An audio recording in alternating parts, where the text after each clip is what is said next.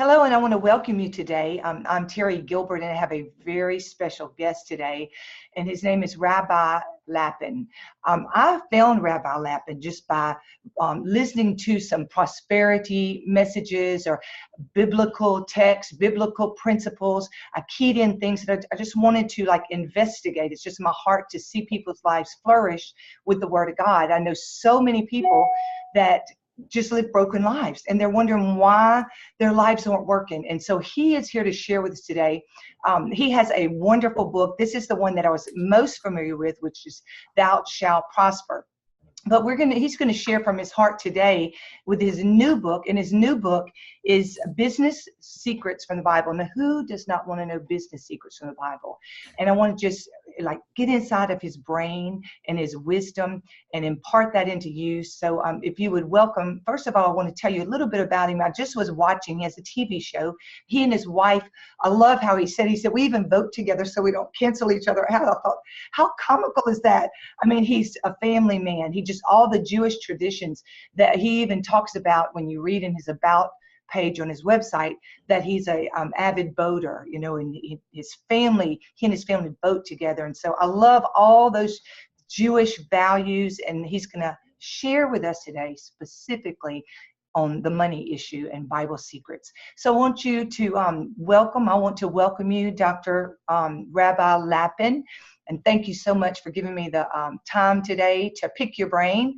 And I'll just jump right in there if you're okay with that. And I want you just to share do you really feel like and why the Bible has secrets for people to prosper and specifically to make money? People are so scared to talk about making money, and it's all in the Bible. So talk to us specifically about that.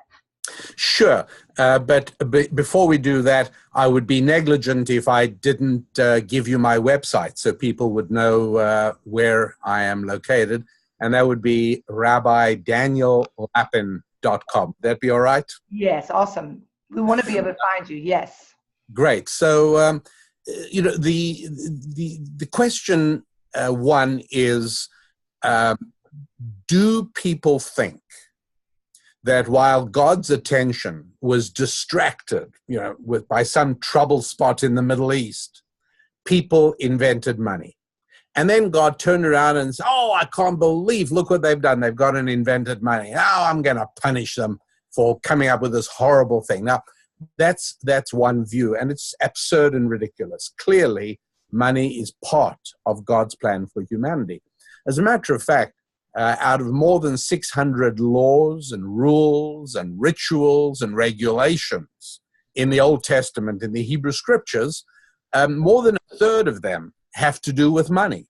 Wow. And they presuppose the existence of an economy, a free market economy where people serve one another and make money doing so. So that's number one. Number two is that the very first time that we ever see God being unhappy about something, right, is in chapter 2 of Genesis. Up till then, you'll remember that everything that God made, he thought was good, right? Yes. God saw this was good. God saw that was good. Everything he saw was good. Even France was good. Everything. And so, I hope we don't have any. Do you have any French listeners as well? If so, I apologize. I withdraw that unnecessary slur. Anti-Frenchism is a terrible thing in this world. It's a major problem. Bigger of all kinds, I oppose. Okay, I just wanted to get that out of the way. The very first time we see God getting grumpy is when he says, not good for man to be alone, right? Yes. In other words, God's not only talking about Adam getting married, but he's making a general statement that people who are alone and isolated do not do well. As a matter of fact, that's good. It can be said that for the most part, the people in almost any country that are doing the worst are the people who are least connected. One of the very good points that Malcolm Gladwell made in one of his books is he said, what is the correlation with making money? Is it brains? No, not at all. Not at all. You do not need the brains of Bill Gates or Warren Buffett to make money. You can have very ordinary brains like Sam Walton and make money as well. Or like the millions and millions of ordinary folks like you and me who make a living and make good money, not being particularly brilliant. Brilliant has absolutely nothing to do with it. Now, if you are super brilliant, that's actually a handicap. If you ever heard your grandmother saying he's too smart for his own good, Yeah. right? That's what she's talking about, because in order to make money, other people have to know you, like you, and trust you. And the truth is that most of us are a little uneasy when we're interacting with super smart people because they appear to have a hidden agenda that we don't even begin to grasp. And it just makes us uncomfortable. And so super smart people do not make money, but also very, very dumb people don't make money either, right? Yes. Now, there's fortunately not many of us at that end of the spectrum, but you know, in the movie, do you remember that old movie, Forrest Gump? Yes. All right, Forrest Gump was a very, very, shall we say, mentally challenged individual. Very sweet guy, very mentally challenged. Okay, well, most mentally challenged people do not become tycoons. That usually doesn't happen. But what it did show is that likability is much more important than brains. And so Malcolm Gladwell showed it's nothing to do with brains. You know what it has to do with? Your ability to connect. That's good. Make money proportional to the number of friends they've got. That's really, really important. Yeah, good. To say that if you count up your friends tonight, and let me assure you that this is not as daunting a task as you might suspect it would be, because when I say friends, I mean somebody who would phone you back. If you left a message for them, they'd call you back. Not that in a week's time you'd get an email, or a week's time their secretary would call you back, but now when you use that definition, you'll find that most of us do not have nearly as many friends as we think we have. Right. I want to point out that a friend on Facebook is not a friend. Yeah, right. It's acquaintance. It's not what we're talking about. I'd happily, in my business, I would exchange 500 friends on Facebook for one customer. Yeah, it's good. It's good. Or for one real friend. And so, you add up your friends and you'll discover that people who are making serious money have a lot of friends. And that's a really important, because that's exactly what God was talking about with the statement, man, it's not good for man to be alone. Obviously, it talks about marriage as well, but it's talking more broadly also that it's simply not good for man to be alone. So really, yes, for many people would say, oh, what does God care about money? Money is not good, and it's the result of human greed. God wants us to be good people, not money grubbing people. Well, I reject the tainted terminology. It's not about greed. It's not about money grubbing. Money is evidence that I have done something for another human being. That's all it is. If you put $1 in your hand and you did not hold up a convenience store to get it, or you didn't mug a little old lady and take her pocketbook, or for that matter, you didn't persuade the government to take it away from me and give it to you. But if you've got money in your pocket, I know how you got it. You pleased another human being. I don't know if it was your boss or a relative or a customer or a client, but somebody put that money in your hand because whatever it was you did for them was so valuable and so appreciated that they were happy to give you that money. That's how it works. Yeah. And why money is very much something that God cares about, because it measures the extent to which we serve one another. Yeah, that's good. In talking about biblical principles or principles that help you move forward financially, why is it so important to be attached to your passion or to your talents? Why should we operate in our gifts and our passions and our talents? Could talk to us a little bit about how that connects to our pocketbook. I would say that the very worst advice that you could give somebody embarking on a career or a new career, the very worst advice would be follow your passions. Do what you love doing. The reason is because, once again, you are expressing a selfishness. You're talking about what you want. That's not what God expects of you. What God expects of you is to do what other people need you to do. That's good. And so if I enjoy fishing, to suggest that the best thing for me to do would be to become a commercial fisherman is nonsensical, because working on a fishing boat in the winter in Alaska is not nearly as much fun as going down to the river and spending an afternoon with my fishing pole. Two different things. Right. And the fact is, it's ridiculous to expect somebody to pay me to do what I like doing. People pay me when I do what they like doing. Oh, wow.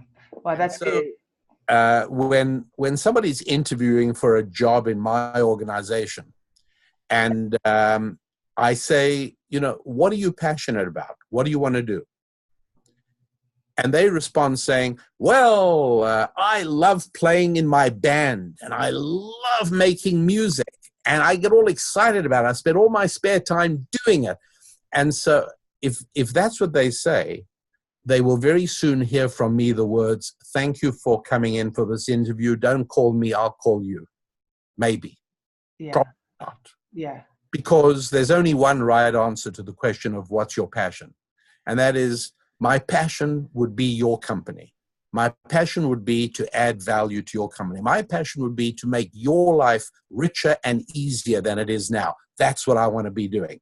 Now, you say that in an interview, and you've got a second interview already on the calendar. I love that. It's really coming from a place of serving or giving. The Lord Absolutely. Ministering to me personally. He's like, do you think you're a giver?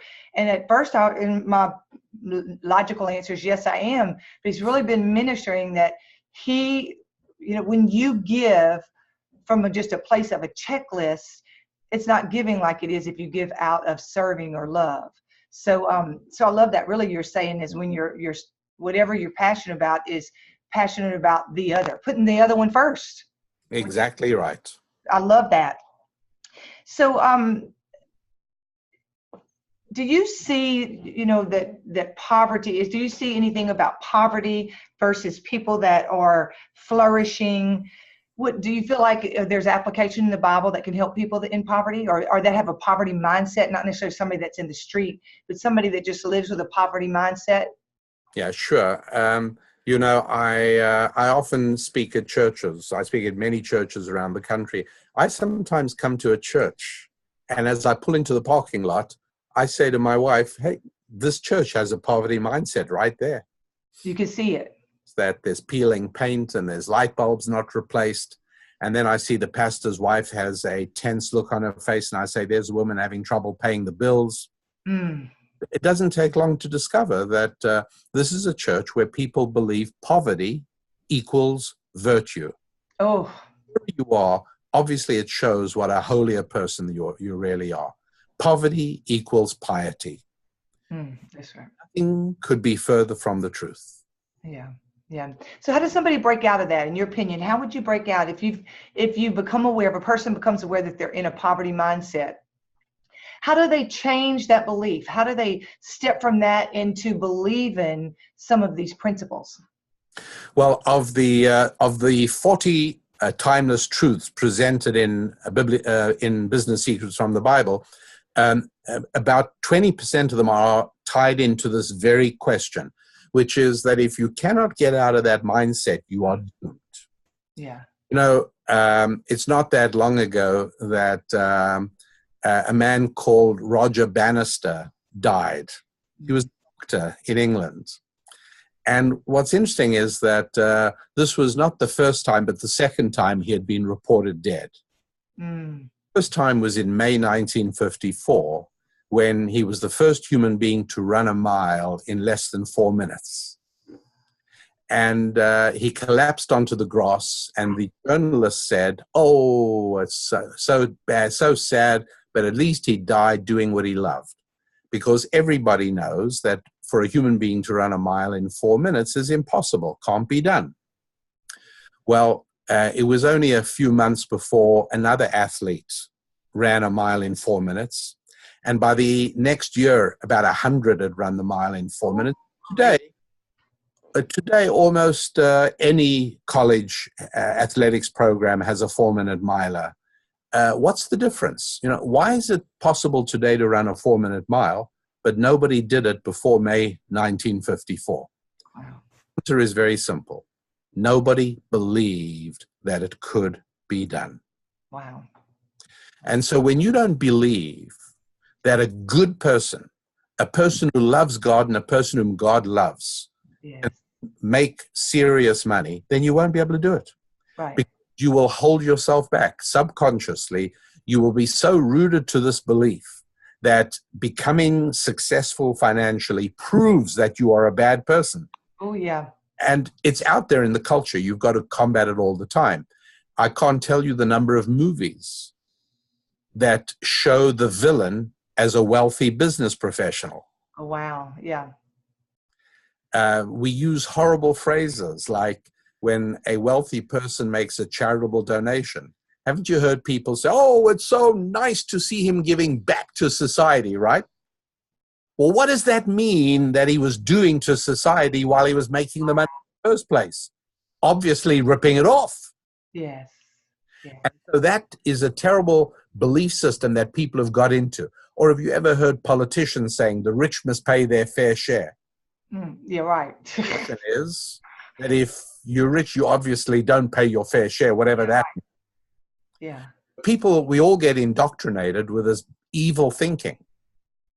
And obviously it is crucially important to get out of it and to understand. And again, the Bible, if one studies it through the lens of ancient Jewish wisdom, as I teach all the time, you begin to very quickly see. And you just have to be alert to it. When the Bible speaks about giving 10%, doesn't that mean you're supposed to have something? Yes. Has to come from somewhere. Yeah, that's good. So, or when it speaks about, somebody loses, somebody's ox gets lost, you must help him and help recover it. It means people ought to have an ox in the first place. Or when it says, each man should live in peace under his fig tree. And it means people should have a fig tree. The idea that possessions and wealth are somehow evidence of your immorality is prevalent and evil. It is actually the way of thinking of Marxism and socialism and communism. That's really all part of it. The idea that ideally we should all work for the common good and that we should all just depend on the government to take care of us. Oh, yeah. When the founders arrived, when the Pilgrims arrived and formed the Plymouth colony, their very first attempt was communitarianism, where nobody owned anything. And many died and there was starvation. And it wasn't until they said, you know what, this isn't the biblical way to do it. The biblical way is that each person should work for his own benefit. And guess what? Miraculously, through that, everybody did well the next year. Wow. Yeah, it just kind of brings out that, he says, I give you the power to get wealth. It brings that out, and we have to go and get it. We have to put our hand to it. And I love, the blessing of Abraham. It talks about Abraham had cattle. He owned land, and so much so he had to split away so that that the people wouldn't fight. They collected so much. And when he had to bury his wife, and the people of Chet just offered him the land for free, he said, no, let me pay for it. And 400 pieces of silver. Yeah. Which is the equivalent in today's currency of millions of dollars. Wow. Yeah. Abraham was not embarrassed to have money. It wasn't proof that he was a rotten, bad person. On the contrary, it meant that he'd been useful to people. Yes. And that the blessing was on him, that it was the blessing is a good thing. It's not something that's, that you should, and blessed to be a blessing. It goes back to your point of serving or thinking about who you're working for, who your authority is, who you're serving. we're blessed for ourselves, but then to release it into others, blessed to be a blessing. So how can you be a blessing? Like you said, oh, if you don't have a fig tree, how are you going to bless somebody? I mean, it's got to start somewhere. Or if they're saying to you, you owe the tithe or the 10%, well, you have to, where is that coming from? Something has to be collected. So many scriptures about he will bless your purse, the thing that holds your money. I mean, just on and on. I run across, I'm in Louisiana, and the southern part of the United States is very skewed, or the belief system on that is just as you were describing earlier. And not necessarily everyone, let me clarify that, it's not the whole area, but that is probably what my heart cry is to elevate people's thinking. So if you just gave us 3 points of how do you elevate your thinking, if somebody's stuck in that mindset, how does one who hasn't learned how to take care of their things, give themselves permission to keep, let's take that building you gave an example of, to take care of it, paint it, be proud of it. People they tiptoe around the word because they think if you're proud of something that you're going to be prideful. So they tiptoe around that word. Just like if you're going to be wealthy, then you're a bad person. It's like people need to be okay with the blessing, with the mindset that I am highly favored and I am here to serve others. So what would be 3 points in closing? What would you tell someone a way to elevate their thinking or change that pattern? To dramatically cut out the amount of time they watch television or videos. Oh, yeah. Number one, it's a waste of time. Number two, it promotes a passivity. It turns you mentally into a couch potato. It makes you feel that you are experiencing life while in reality you are merely a spectator to life. Oh, that's good. And number three, what it does, unfortunately, also is condition you to see other people as successful, because there's not a lot of TV shows about people financially struggling. For the most part, it's about pretty good-looking, successful people living enviable lives with nice clothes and driving nice cars. And it makes you envious, and it makes you more and more convinced there's absolutely nothing you can do about it. So really, the first thing I would say is a lot less time spent watching television or videos. Take that time and read books on business. Yeah. Read material that teaches you how the economy really works. Mm-hmm. How it is that overwhelmingly, it is the small business people of America who create most jobs, who create most wealth. It's the people who run small businesses who stay awake at night worrying about making payroll and getting everybody paid. It's the small business people who make sure that people do have medical health. It is in the interests, unfortunately, of a very destructive news media and entertainment industry to put this idea that somehow success comes at moral cost. Nothing could be further from the truth. Yeah. As a matter of fact, if a young person leaving school asks me what I think about them going into public service, here's what I tell them. I tell them very few occupations need a euphemism to describe it. I know somebody who's in the garbage industry, right? The trash industry. Now, he happens to be very proud of it. And he says, I'm in the trash collection business. But he laughs and he says, some of his competitors say they're in the public hygiene business. They don't do well because they're not proud of what they do. They're embarrassed. Wow, they're trying to cover it, yeah. When somebody uses a euphemism, there's an embarrassment there, usually for good reason. And when people say I'm going into public service, what they really mean is I'm going into politics. Yeah.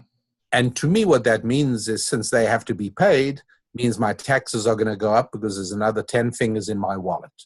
So when you tell me you're going into public service, I shiver in fear. You tell me that you want to start your own internet company and you want to be a millionaire in 10 years. I'm as excited as could be. Because the government can take my money by force. But the only way you get my money is by giving me something of greater value. Go for it. God bless your efforts. Because if you can come up with a service like Uber or a service like Amazon or a service like anything that makes my life better and easier, I will happily patronize, give you my money. Yes. If you don't, then I won't, and there's nothing you can do about it. So when somebody says they're going into public service, I don't want to hear that. It makes me miserable. When somebody says I'm going to go and try and make money, that's great. Because most of the time, people who are trying to make money are not trying to run my life. They're not trying to take anything from me. They're not trying to rob, rape, mug, or murder me. They're just going about trying to please me. That's what making money is all about. And the more people doing that, the better life we live. Yeah, that's good. You know, when you were talking about, and I'm looking at your books behind you, stop watching TV, be a reader, fill your brain with knowledge. One of the things when you said, and you sit on the sofa and you watch other people's lives and you become a spectator, it immediately made me think, I coach a lot of women who are really bound by comparison.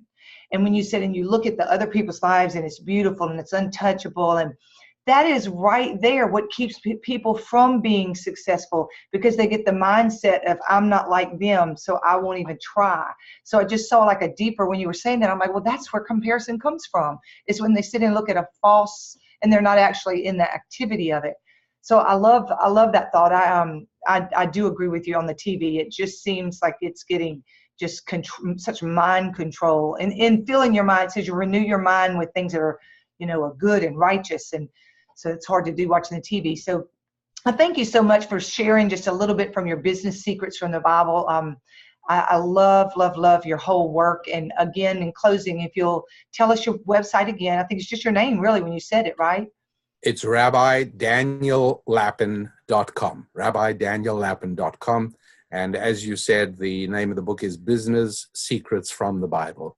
Okay. Thank you. Thank you so much, Rabbi. Thank you, Terri. I love the work you do, and God bless all your efforts. Okay. Thank you. And you have an awesome day.